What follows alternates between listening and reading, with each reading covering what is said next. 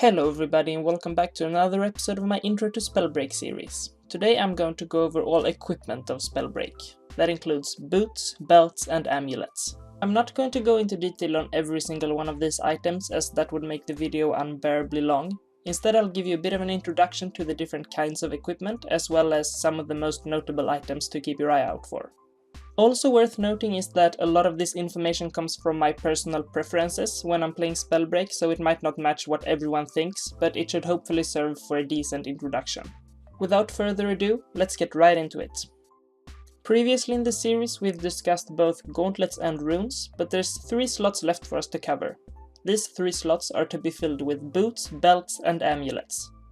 This set of equipment can to some extent be found scattered around the map on the ground, but if you want to get your hands on the higher tier ones, you'd have to either loot them from chests or from your exiled opponents.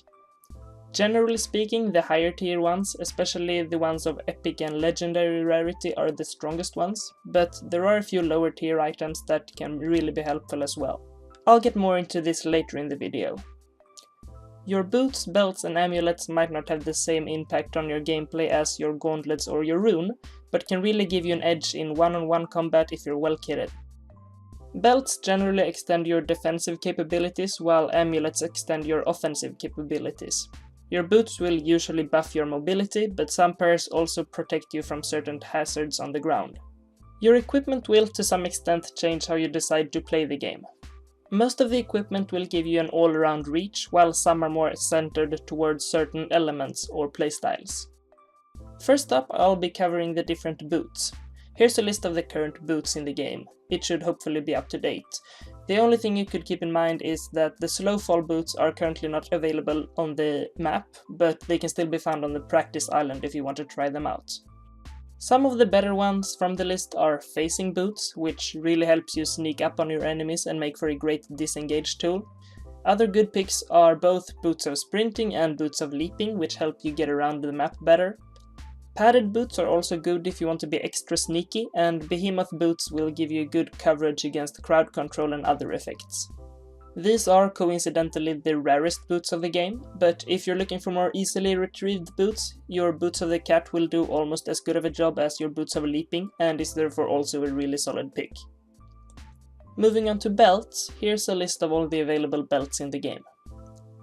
Most players would probably agree that the behemoth belt is the strongest belt in the game. It gives you a ton of armor and HP, and combined with an extra rune charge, it's always a great pick. Other notable belts are the belt of runic fluency, which will let you utilize your runes a lot better, as well as slacking belts, making you drink potions faster, as well as doubling your healing effects, and the impenetrable belt, reducing all incoming damage. Looking at the lower tier belts once again, the armored belt is one of the best picks you can take, as having an extra 100 armor is a lot to go through. Don't be fooled by its low rarity, this is a great pick. Other good ones are the belt of runic study and the belts who defend extra well against certain elements. If you're having trouble against certain elements, this will be a good insurance. The reinforced belt can also be very strong, especially if you combine it with armor gaining abilities. It works very well with the bulwark class, for example. Last on the list to cover are the amulets. There's a bunch of useful amulets. One of the strongest ones would have to be the behemoth amulet, which will greatly enhance your offensive capabilities. Amulet of the Leech is also pretty strong with some lifesteal applications, but it recently got nerfed and to be honest I haven't tried it out much since then. It should still be a solid pick though. Other strong, well-rounded amulets are the Dexterous Amulet and the Amulet of the Mind. Amulet of the Mind gives you a better chance in finishing off your opponents before running out of mana, and Dexterous Amulet increases your cast speed, which can help you deal a lot of damage in a short period of time. Both Amulet of the Scribe and Quickening Amulet are good if you want to utilize your sorceries a lot. Looking at the more element-centered amulets, they all have good applications. Amulet of Icy Reflections and Conflagration Amulet are probably the ones most easily utilized though. You're always better off carrying your equipment than playing without it, and sometimes even the weaker equipment will be the difference between exiling and getting exiled. Everyone's gonna have their own opinion on what equipment is the best, but I hope this introduction can still come in handy to get a grip of what you should be searching for. I'm interested in what your preferred equipment is, please let me know in the comments below. Make sure you study the different equipment.